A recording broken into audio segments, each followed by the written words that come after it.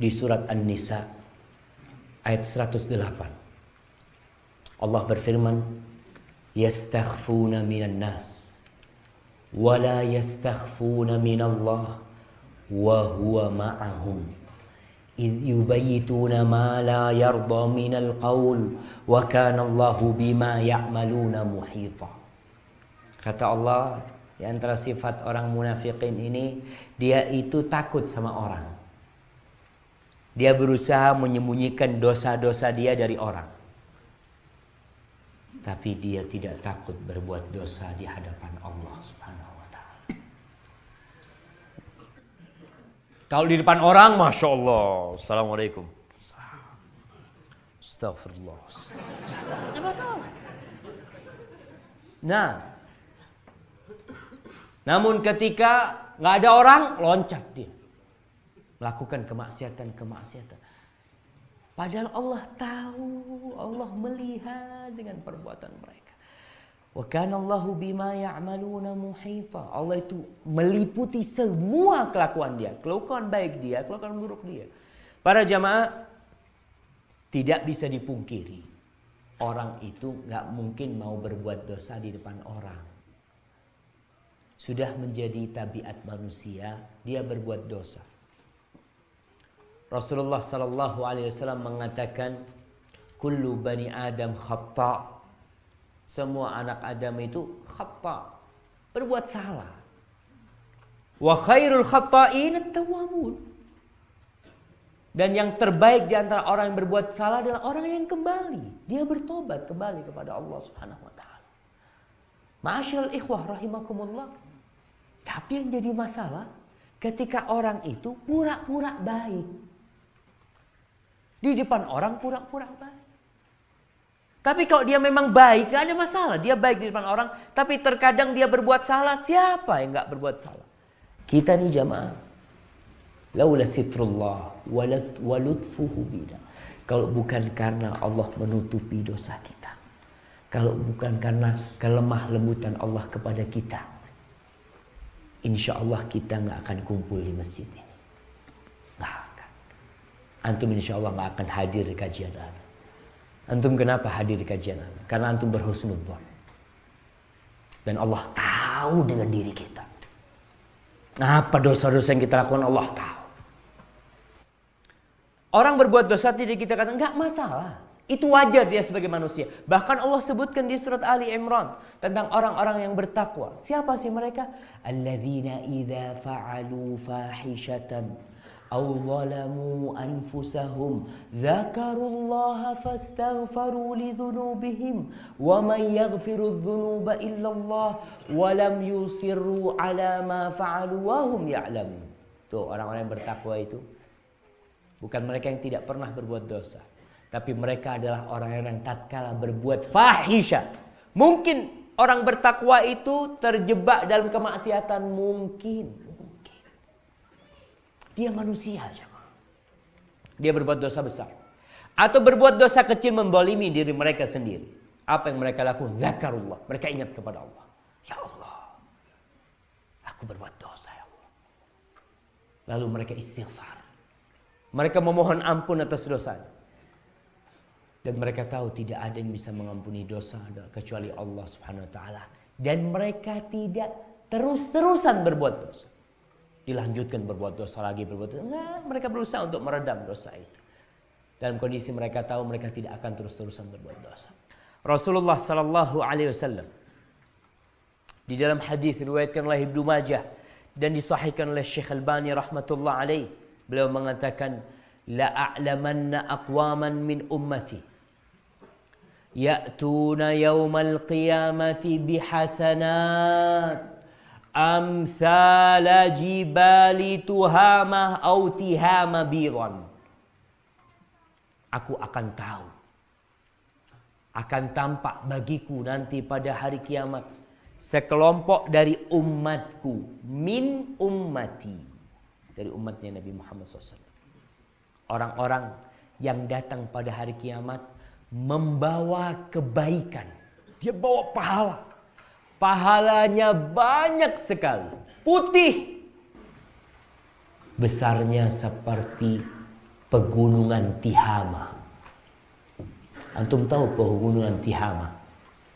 Itu nyambung dari Hijaz, dari Mekah sana sampai ke Yaman.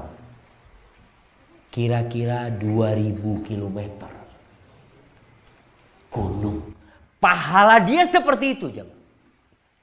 Dalam artian dia berbuat amal kebajikan. Orang-orang sholat, zakat. Fayaj'aluha Allahu azza wa jal haba'an manthura. Allah jadikan amal kebajikan yang seperti pegunungan Tihama itu, Allah hancurkan sampai menjadi debu yang berterbangan. Dia ngelihat, oh aku orang baik, aku orang soleh, ini buktinya. Kemudian Allah hancurkan. Ketika orang tahu dia orang jahat, dia akan sadar kalau aku memang bukan orang yang berbuat baik. Tapi ini orang suka berbuat baik. Sehingga dia berharap, oh ini pahalaku ada. Aku dulu sholat, aku dulu sedekah. Apa kata Thauban, Maula Rasulullah SAW. Mantan budaknya Rasulullah SAW. Thauban bertanya, ya Rasulullah, sifhum lana. Wahai Rasulullah alaihi salatu wassalam, gambarkan mereka buat kami. Siapa mereka itu? Seperti apa kriteria mereka? Orang-orang yang memiliki amal kebajikan tapi Allah hancurkan kebajikan mereka. Apa kata Rasul sallallahu alaihi wasallam? Jallihim lana an la nakuna minhum wa nahnu la na'lam. Ini perkataan Thauban masih. Tampakkan buat kami Allah ya Rasul sallallahu alaihi wasallam supaya kami jangan sampai jadi seperti mereka. Ini seorang muslim. Ketika ada berita-berita yang menakutkan, dia takut jangan sampai anak kayak mereka nantinya. Apa kata Rasulullah SAW? Ama innahum ikhwanukum. Mereka itu saudara kalian. Berarti mereka orang-orang Islam, Muslim. Al-Muslim akhul Muslim, kata Rasulullah SAW. Wa min jildatikum, kulitnya sama seperti kulit kalian. Wa ya'khuduna minal laili kama ta'khudun. Mereka sholat malam seperti kalian sholat malam. Bayangkan jemaah. Mereka ini sholat malam. Tahajud. Sebagaimana sahabat Nabi sholat tahajud. Mereka pun sholat tahajud. Walakinnahum. Tapi apa yang menyebabkan amal kebajikan mereka jadi hancur lebur itu apa? Kata Rasulullah SAW. Walakinnahum aqwamun. Mereka adalah suatu kaum. Idza khalau bimaharimillah intahakuha. Mereka adalah orang-orang kalau mereka lagi bersendirian dengan yang haram-haram yang Allah haramkan, mereka langgar. Jadi ini orang pura-pura berbuat baik. Tapi tatkala dia kumpul dengan kelompoknya ya, atau dia sedang sendirian di kamar, dia lakukan dosa-dosa tanpa jadi beban buat mereka. Kita katakan tanpa jadi beban dalam artian kalau dia terbebani, dia akan bertobat. Dia berarti tidak pura-pura. Seorang mukmin itu kadangkala, ya tadi sudah dikatakan, tidak kuat dia, terkena nafsunya, syahwatnya, lalu dia berbuat dosa. Tapi dengan dosa itu dia terbebani. Maka dia insya Allah tetap mukmin. Karena dia terbebani dengan. Tapi ada yang enggak, pura-pura. Ketika ketemu sahibnya, Allahu Akbar. Masya Allah, fulan ini, Masya Allah. Kalau sholat ini kata dia. Kadang-kala kita melihat seperti itu. Atau kita sendiri seperti itu. Dosa yang dilakukan ketika sendirian, itu sangat berbahaya sekali untuk kehidupan kita. Awalnya nih mungkin kita terbebani, tapi lama-lama kebiasaan. Karena merasa tidak ada yang melihat dan orang-orang tetap melihat dia sebagai orang baik, maka tetap dia melakukan dosa. Seorang yang beriman itu bukan yang hanya beriman di depan orang.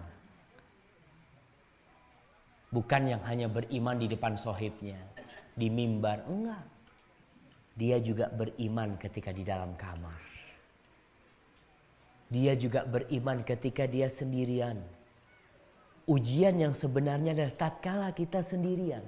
Kalau di depan orang, ada dua hal yang membuat kita yang meninggalkan dosa. Yang pertama Allah, yang kedua nggak enak sama orang. Ente nggak malu sama jenggotnya gitu. Kita mau berbuat dosa, iya ya. Tapi ketika sitar ditutup, ingat, orang yang beriman sebenarnya adalah yang takut kepada Allah dalam kondisi ghaib.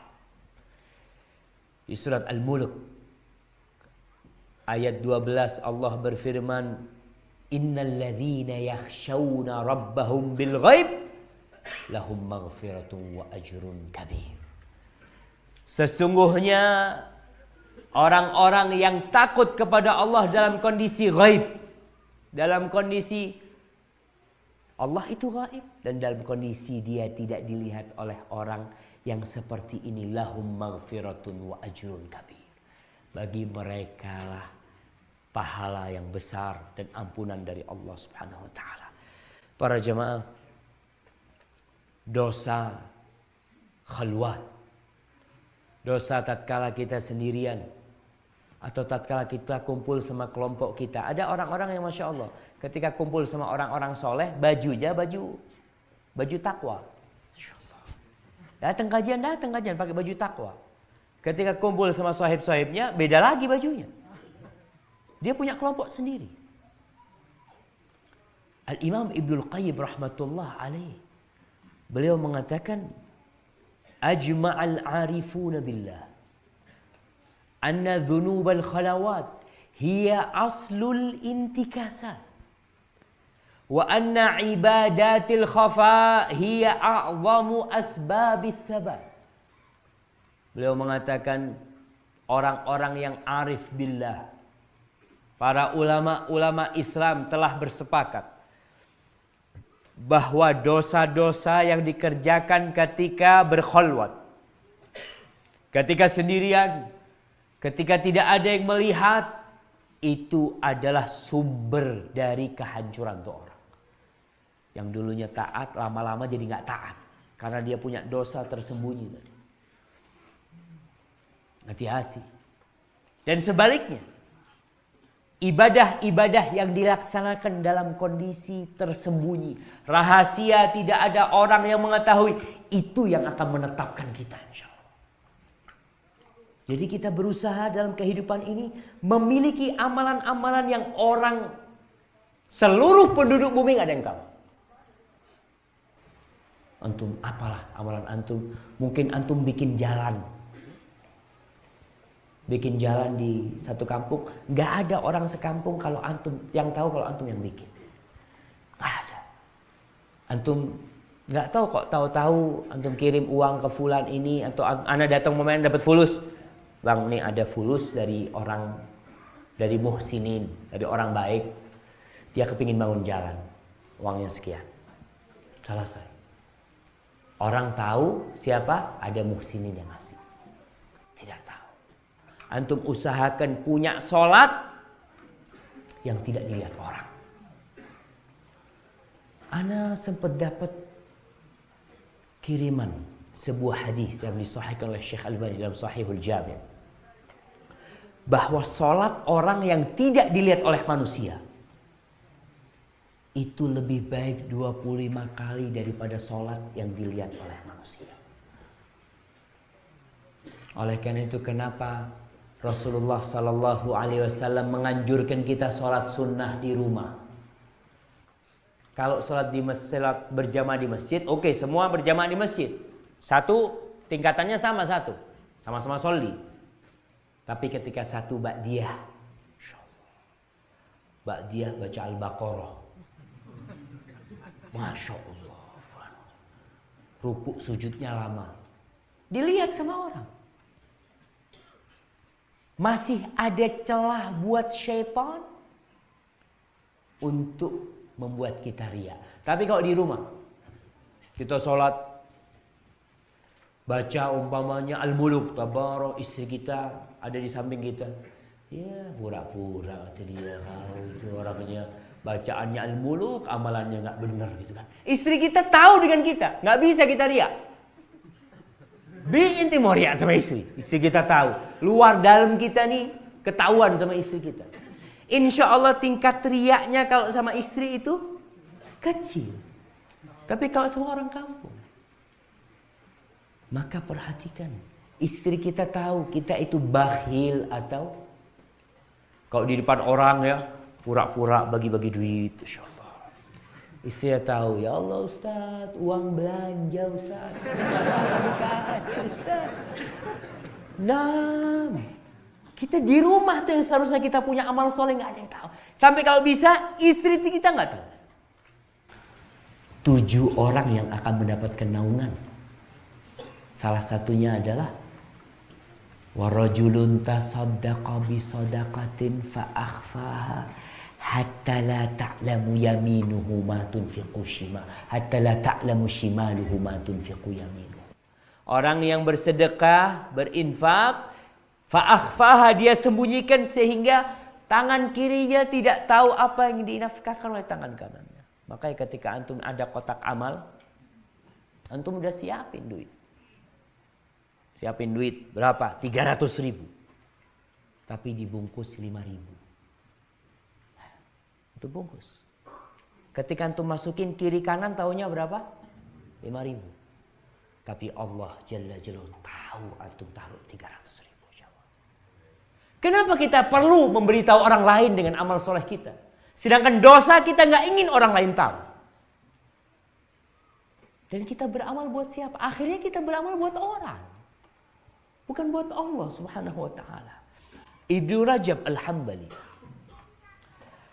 yang mengarang kitab Lataiful Ma'arif, dia mengatakan khatimatus su' takunu bisababi dasisatin batinatin lil abdi la yattali 'alaiha nas. Orang yang su'ul khatimah itu salah satu penyebabnya adalah ada sebuah dosa yang disembunyikan oleh kita, yang kita pelihara itu dosa, yang orang nggak ada yang tahu. Kadangkala orang bingung, fulan kok bisa su'ul khatimah ya? Padahal dia suka sedekah. Padahal yang bangun masjid ini dia. Padahal ini dia, itu dia. Kita mengatakan kan? Tapi ternyata dia menyembunyikan sesuatu dosa. Yang orang gak ada yang tahu. Maka para jemaah, kita ini yang sekarang perlu bertanya kepada diri kita. Apakah kita menyimpan dosa-dosa yang kita lakukan, kemudian kita tidak bertobat? Dan kita merasa bangga dengan amalan itu. Jangan sampai seperti kisah Rasul Sallallahu Alaihi Wasallam. Salat malam iya. Antum tahu salat malam itu nggak ada yang lihat antara dia sama Allah. Tapi kadang-kadang salat malamnya pura-pura. Bukan lillahi ta'ala.